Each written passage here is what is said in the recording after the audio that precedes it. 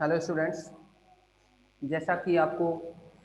मिलने मेथड आपको कराया था, अब हम उस पर डिपेंड एक प्रॉब्लम के बारे में डिस्कस करेंगे और ये है अपना एग्जाम्पल 3.9.1। और इसमें u इज इक्वल टू दे रखा है e की power x x cos y minus y sine y. तो आपसे कहा है कि लाप्लास समीकरण संतुष्ट करता है ये, अर्थात u लाप्लास को सेटिस्फाई करेगा तो del square u upon del x square plus del square u upon del y square equal to zero, ये प्रूव करना है। ओके, तो इसमें आप क्या करेंगे कि पार्शियली डिफरेंशियल करेंगे विद रिस्पेक्ट टू एक्स। तो u का किया तो del u upon del x, इस e की पावर x को ऐसे ही लिखा x cos y, क्योंकि हम x के रेस्पेक्ट में कर रहे हैं ना, तो u इंटू वी दे कर रहे हैं, तो पहले का डिफरेंशिएशन और दूसरे वाले को ऐसे ही लिखा, प्लस पहले को अब ऐसे ही लिखेंगे, दूसरे वाले का डिफरेंशिएशन करेंगे x के रेस्पेक्ट में, x का 1 cos y बचा और y sin y क्या 0 हो गया। देखेंगे आप यहाँ से e की पावर x कॉमन लें तो ये बचेगा x cos y minus y sin y, ये लिख दिया प्लस में cos y और है। अभी इसका आप दोबारा से डिफरेंशियल करो विद रिस्पेक्ट टू x, तो ये बना del square u upon del x square और ये e की पावर x। देखिए इसमें भी इसको u मान रहे हैं और इस वाले को v मान रहे हैं, तो ये e की पावर x फर्स्ट वाले का डिफरेंशिएशन किया, सेकंड वाले को ऐसे ही लिखा, फिर प्लस अब फर्स्ट वाले को ऐसे ही लिखा और इसका ब्रैकेट का डिफरेंशिएशन करेंगे ना x के रेस्पेक्ट में, तो x का 1 cos y बचा और यहाँ x है नहीं तो ये 0 हो जाएंगे। अब इसमें से e की पावर x कॉमन लिया, x cos y minus y sin y और ये cos y 2 cos y लिख दिया है। ओके, अब आप क्या करेंगे, इसका दोबारा से डिफरेंशियल करेंगे with respect to y।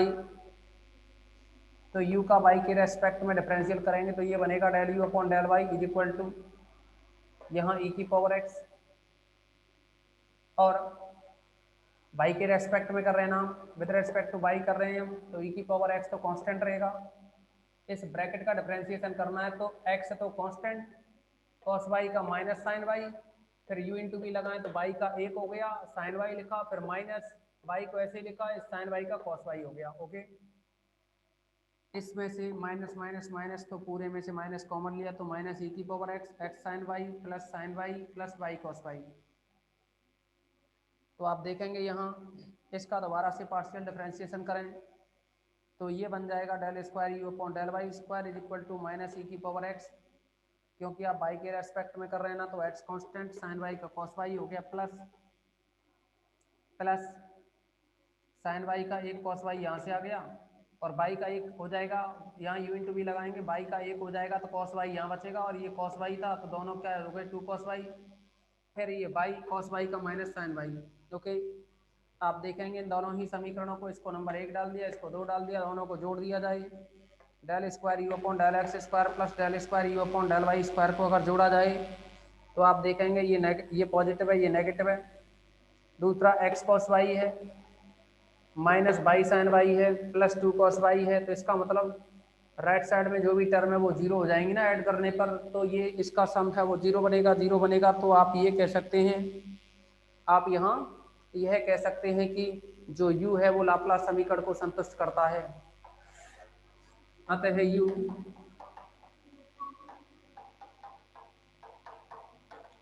Laplace समीकरण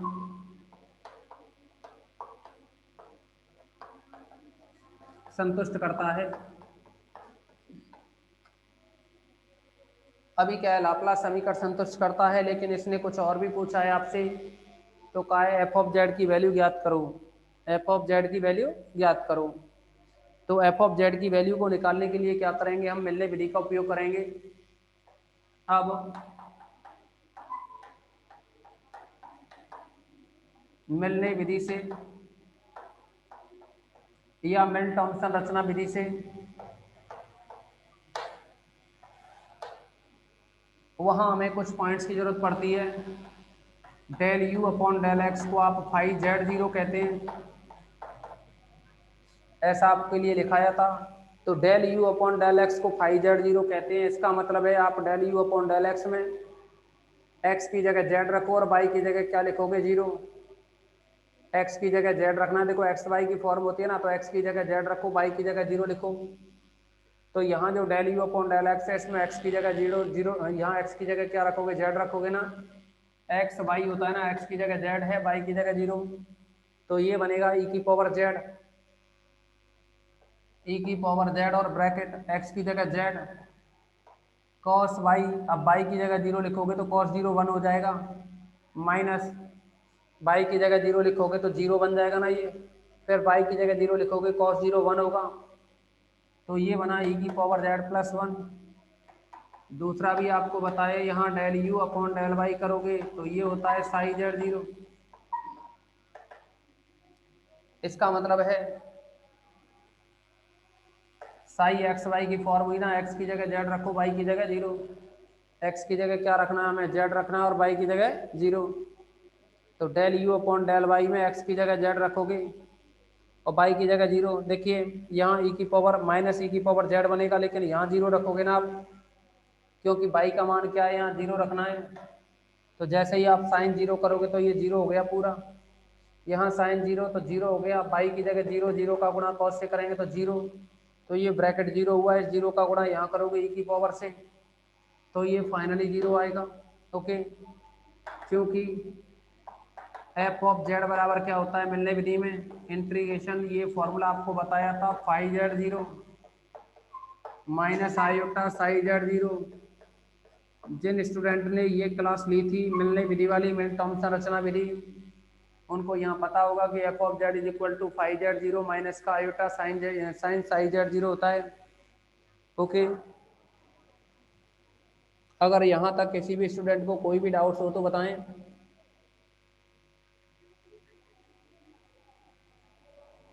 हेमंत,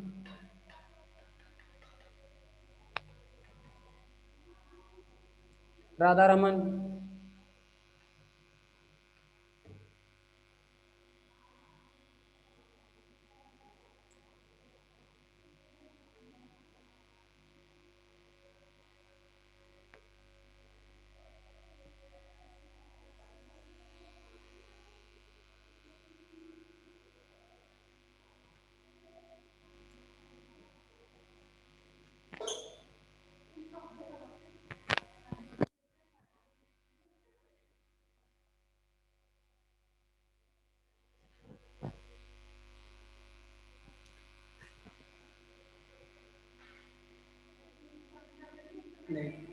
ठीक है। तो इसमें आप आगे एफ ऑफ जेड की वैल्यू निकालेंगे, तो इसमें जो एफ ऑफ जेड की वैल्यू बनेगी वो आ जाएगी इंटीग्रेशन फाई जेड जीरो की वैल्यू है ई की पावर जेड,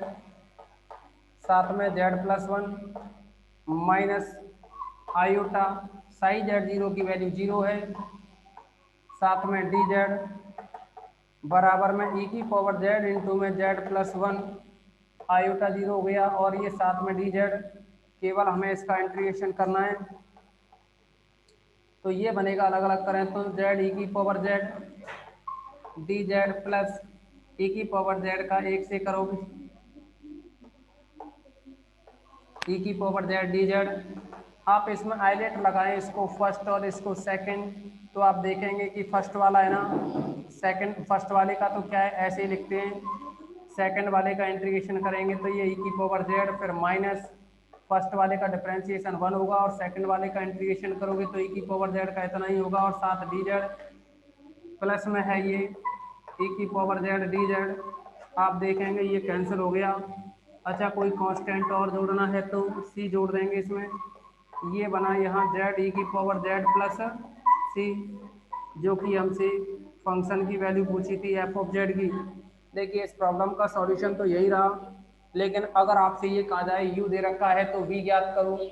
यहाँ से आगे आपको एक्स्ट्रा समझा रहे हैं कि अगर यू दे रखा है, यू दे रखा था ना तो एफ ऑफ जेड निकाल लिया, अगर इसी विधि मिलने विधि से यू दे रखा हो तो वी को कैसे निकालेंगे इसके बारे में और डिस्कस करेंगे हम, ठीक है ना।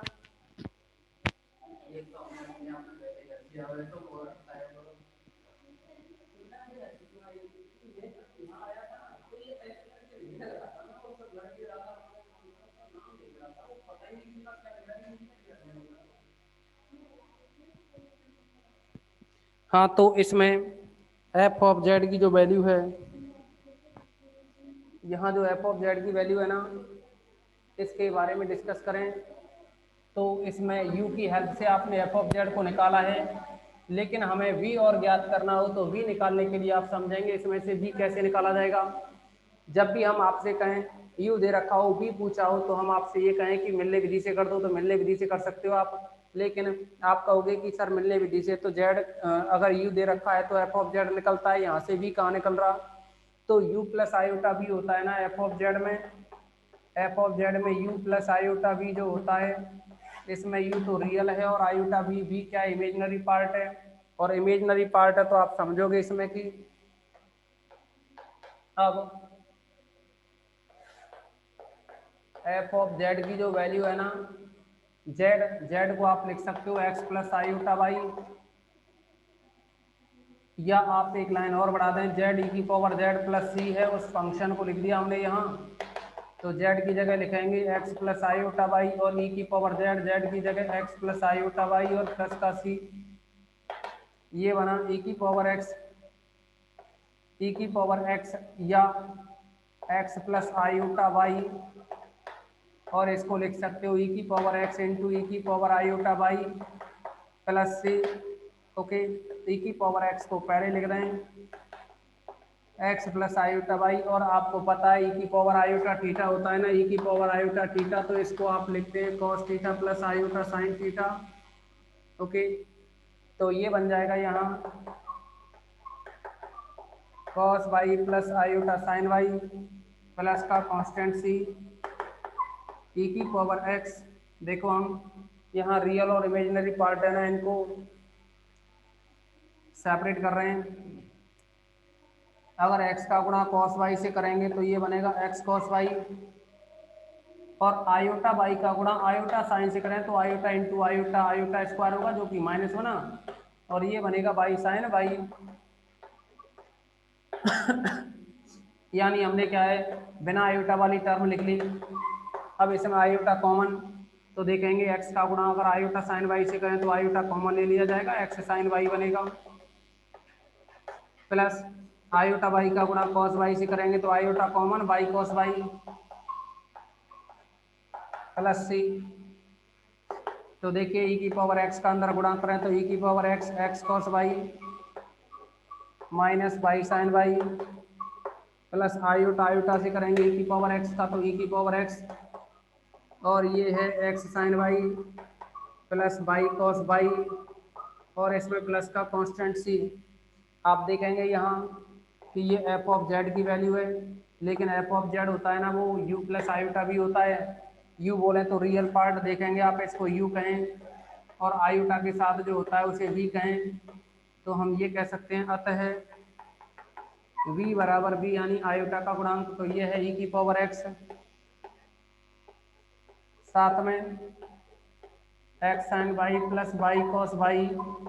Plus c. ओके, इस तरह से हम v को निकाल सकते हैं। अभी हम कुछ और प्रॉब्लम के बारे में डिस्कस करेंगे।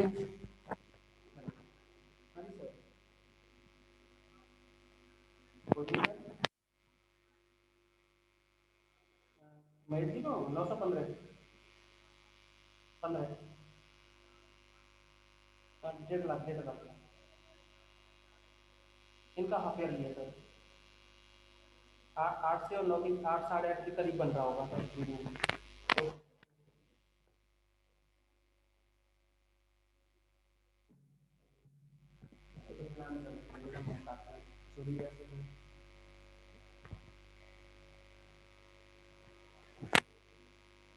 तो इसमें एक और प्रॉब्लम के बारे में डिस्कस करेंगे। जैसा कि हमने आपको बताया यहाँ, इसमें आपको बताया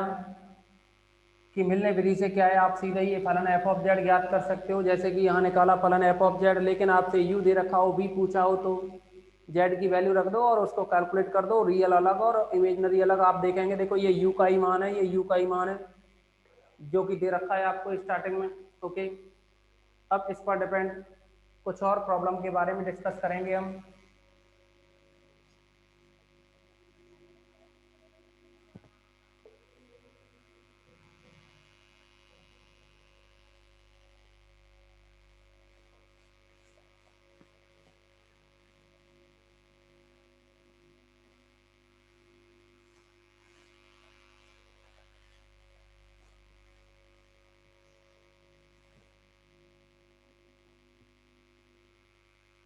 तो ये है प्रॉब्लम नंबर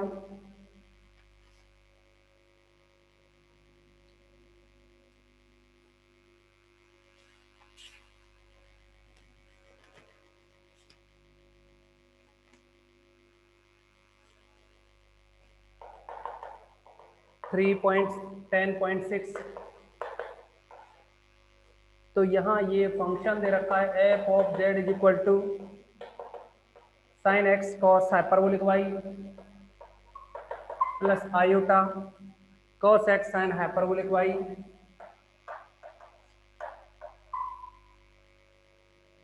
तो ये पूछ रहा है इसमें कि सिद्ध करो कि ये जो फलन है वो सभी जगह सतत हैं और विश्लेषिक हैं। तो आपको हमने एक पर्याप्तता की कंडीशन बताई थी, आपको हमने बताया था पर्याप्तता की कंडीशन। तो पर्याप्तता की कंडीशन में था कि अगर ये जो u और v हैं, यहाँ जो u की वैल्यू बनेगी ना वो है sine x cos hyperbolic y, और v की वैल्यू है यहाँ आयोटा का गुणांक जो कि cos x sine hyperbolic y. ये u और v की वैल्यू है।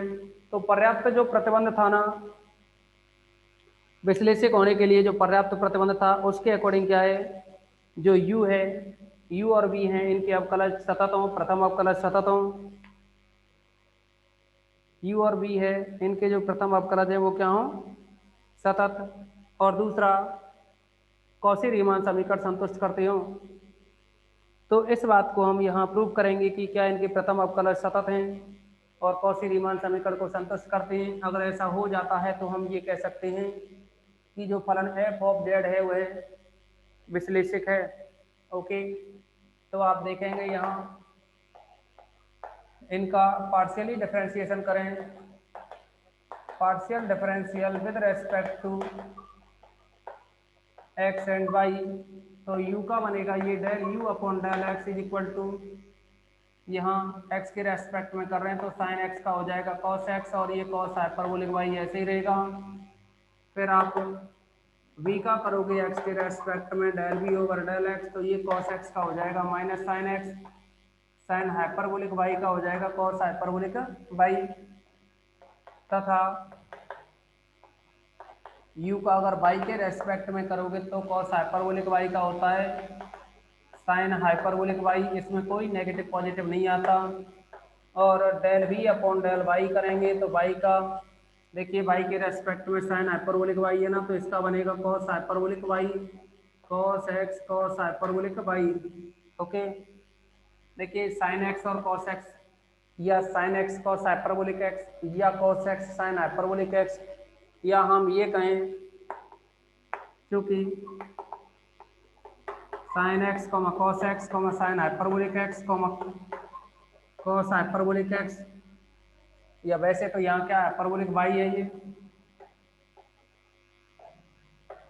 और ये क्या होते हैं सभी जगह सतत होते हैं। साइन सभी जगह सतत है ना, वैसे ही cos सभी जगह सतत है ना, इसी तरह से ये भी दोनों सतत हैं, सभी जगह सतत हैं या सर्वत्र सतत हैं। अगर ये सतत हैं तो हम ये कह सकते हैं कि इनका जो गुणा होगा वो भी क्या होगा, सतत होगा, और गुणा सतत होगा तो del u upon del x. Finally ये कह सकते हैं तब del u upon del x comma del u upon del y comma del v upon del x comma del v upon del y भी सर्वत्र सतत हैं।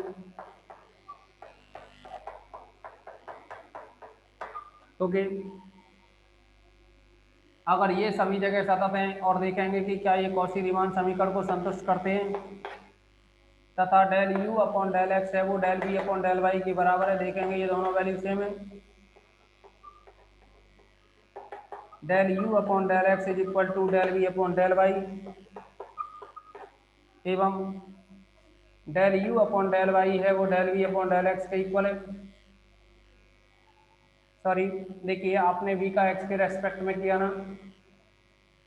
v का x के रेस्पेक्ट में किया ये बना, और u का y के रेस्पेक्ट में किया ना cos हाइपरबोलिक y का साइन हाइपरबोलिक y।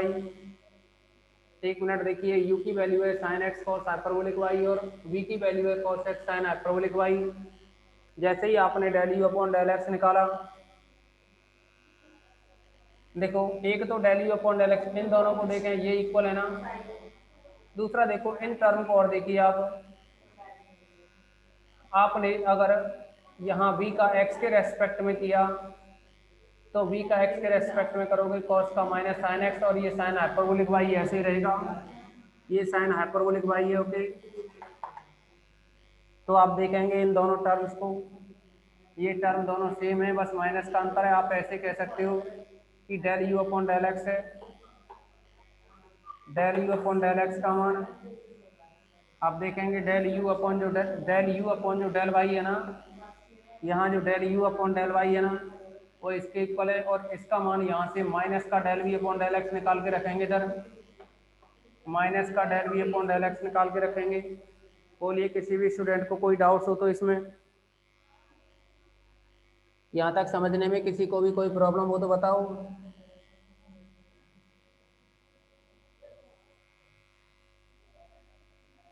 ओके, आप देखोगे इसमें कि आपने जो इनके फर्स्ट डेरिवेटिव है इनको निकाला और बताया कि ये क्या है, कंटिन्यूअस है, और दूसरा क्या है, ये जो एनालिटिक की कंडीशन है ना, विश्लेषक की जो कंडीशन है इसको सेटिस्फाई कर रहा है, तब हम कह सकते हैं, तब फंक्शन जो f of z is equal to u plus iota v है वह सतत है या विश्लेषक है, विश्लेषक फलन है।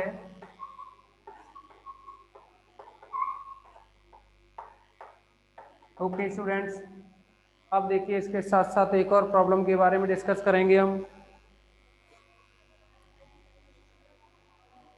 इसके साथ साथ एक और प्रॉब्लम सेलेक्ट करेंगे।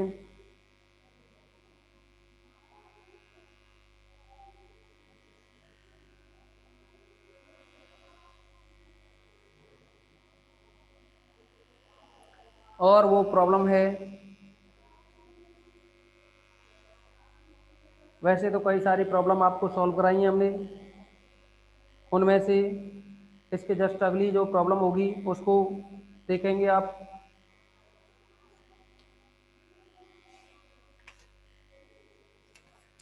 उसमें कहा है सिद्ध कीजिए कि फलन f of z is equal to, यानी सेम इसी टाइप की प्रॉब्लम है, आप उसको घर पे सॉल्व कर लेंगे। अब देखिए इसमें उस प्रॉब्लम को तो क्या है आप घर पे सॉल्व करेंगे, लेकिन इसमें एक थ्योरम और बनती है अभी, और वो थ्योरम है 3.9.2। जो थ्योरम है वो है 3.9.2। ओके,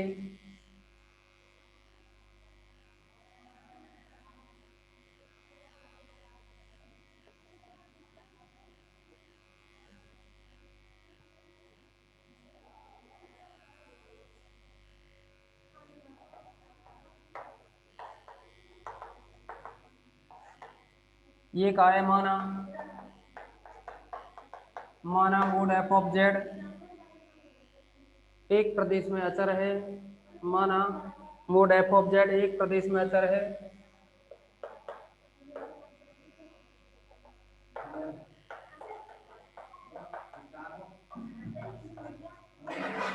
एक प्रदेश में अचर है जहां एफ ऑफ जेड विश्लेषक फलन है, जहां एफ ऑफ जेड विश्लेषक फलन है,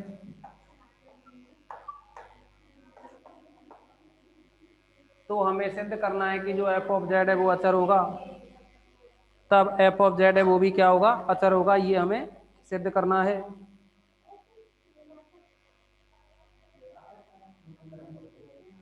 तब एफ ऑफ जेड अचर है। देखिए शॉर्ट में कहें तो ये कहा है कि जो फलन एफ ऑफ जेड है वो विश्लेषक है, और मोड एफ ऑफ जेड है वो मोड एफ ऑफ जेड है वो अचर है, तो सिद्ध करो एफ ऑफ जेड भी अचर होगा, यानी मोड एफ ऑफ जेड अचर है तो एफ ऑफ जेड भी अचर होगा। लेकिन यहाँ जो एफ ऑफ जेड है ना वो क्या है, एक विश्लेषक फलन है।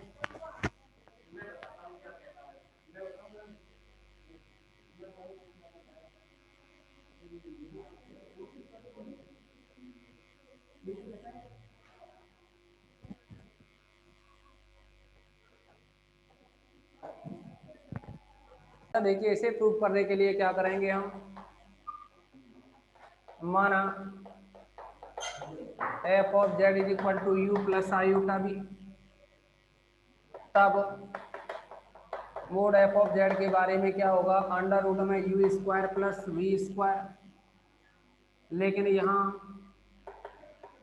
जो मोड में एफ ऑफ जेड का मान है ना, ये अचर दिया है, माना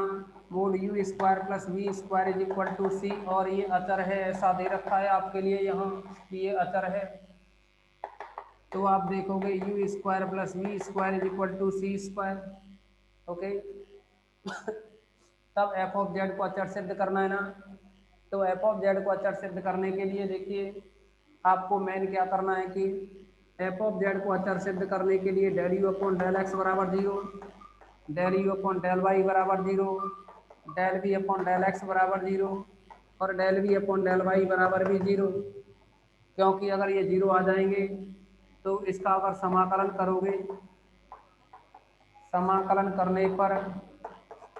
जैसे ही समाकलन करोगे तो del u upon del x 0 है, तो इसका मतलब यू इज इक्वल टू क्या आएगा, अचर। ऐसे ही यहाँ से इसको भी सॉल्व करोगे ना,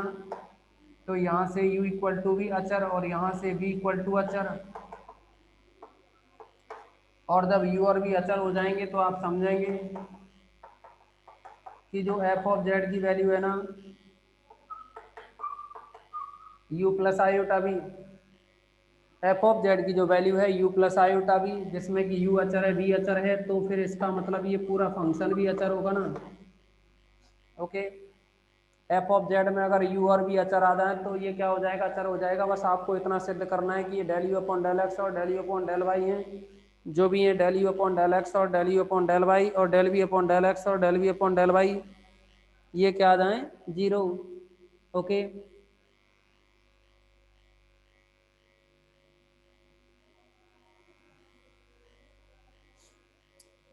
तो आप इसको प्रूफ करने के लिए इसका एक्स और वाई के रेस्पेक्ट में डिफरेंशिएशन करेंगे, partially differential with respect to x and y, यानी आप क्या इसका एक्स और वाई के रेस्पेक्ट में पार्शियल डिफरेंशियल करोगे, तो आप देखेंगे कि यू स्क्वायर का जो पार्शियल डिफरेंशिएशन होगा वो होगा 2u, फिर होगा del u upon del x.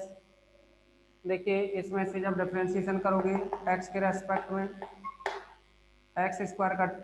2u, x के रेस्पेक्ट में रहेगा यू स्क्वायर का 2u और u का करेंगे del u upon del x plus v square का करोगे ना, तो ये बनेगा एक्स के रेस्पेक्ट में 2v del v upon del x is equal to 0, okay. आप यहाँ से 2 को कॉमन लेकर के 0 में निकालेंगे, तो ये बनेगा x u del u upon del x plus v del v upon del x equal to 0, इतना बन जाएगा ना। ऐसे ही क्या है यहाँ से, ये तो हो गया एक्स के रेस्पेक्ट में, वाई के रेस्पेक्ट में भी तो करना था, तथा इसका वाई के में करते तो ये बनता 2u del u upon del y plus 2v del v upon del y equal to 0, okay. ये बन जाएगा ना। यहाँ से भी आप 2 को कॉमन लेकर के 0 में निकालेंगे, 2 को कॉमन लेकर के 0 में निकालेंगे, ये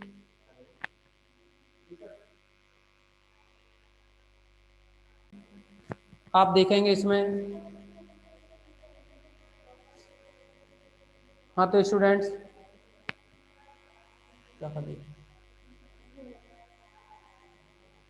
तो स्टूडेंट्स देखेंगे आप इसमें कि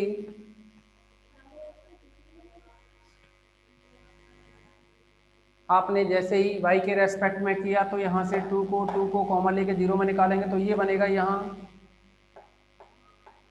u del u upon del y plus v del v upon del y equal to 0, okay. अब आप इन समीकरणों को कुछ डाल दो, इसको नंबर 2 डाल दें, इसको नंबर 3 डाल दें। आपसे कहा है चूंकि एफ ऑफ जेड विश्लेषक है, एफ ऑफ जेड क्या है, विश्लेषक। तब जब एफ ऑफ जेड विश्लेषक होगा तो आप समझेंगे कि कौशी रीमान समीकरण संतुष्ट होंगी। तब del u upon del x बराबर del v upon del y, comma del u upon del y is equal to minus का del v upon del x. Okay, या आप इसको समीकरण डाल दो कुछ और इनको भी कोई समीकरण दोगे। इसको नंबर 4 डाल दें। ये है दूसरा होता है del u upon del y is equal to minus का del v upon del x, इसको नंबर 5 डालें। तो आप देखोगे कि अगर आप इस समीकरण 2 में del v upon del x की वैल्यू रखें, del v upon del x की value minus del u upon del y रखें एक में, दो में, दो से, तो दो से क्या है कि, या ये कहें 2 व 5 से, 2 व 5 से आप देखेंगे यहाँ u del u upon del x है, u del u upon del x, फिर है यहाँ v, लेकिन देखेंगे आप del v upon del x है ना, del v upon del x की value minus del u upon del y आएगी, minus del u upon del y आएगी। और यहाँ से भी आप देखेंगे अब कि ये जो del u upon del y आ रहा है ना मान,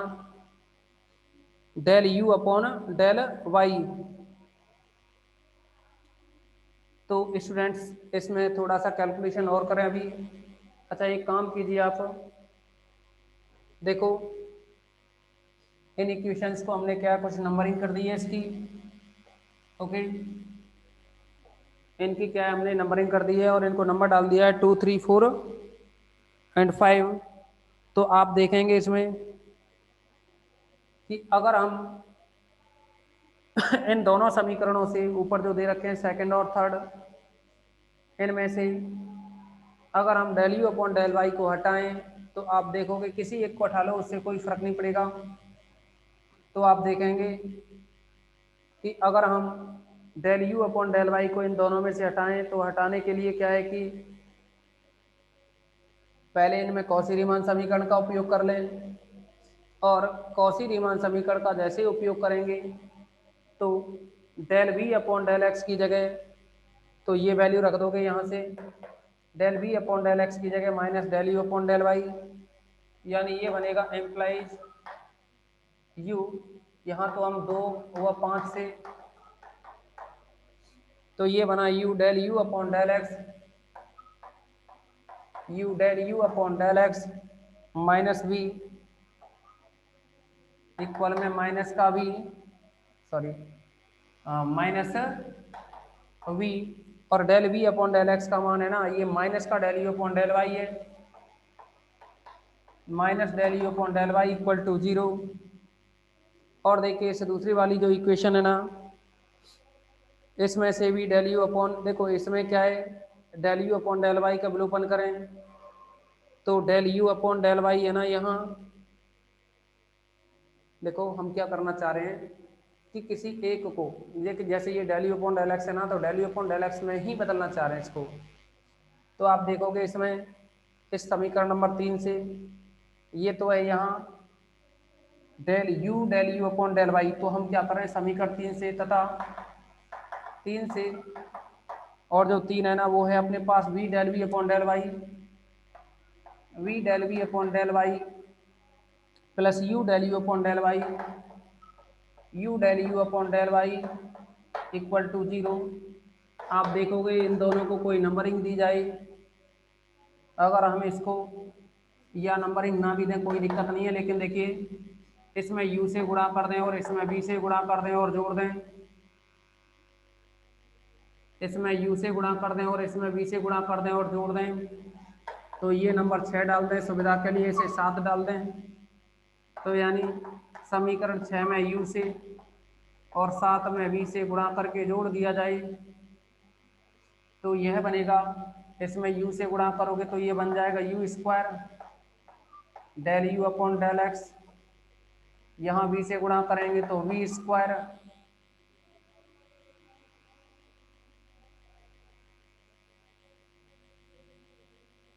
देखिए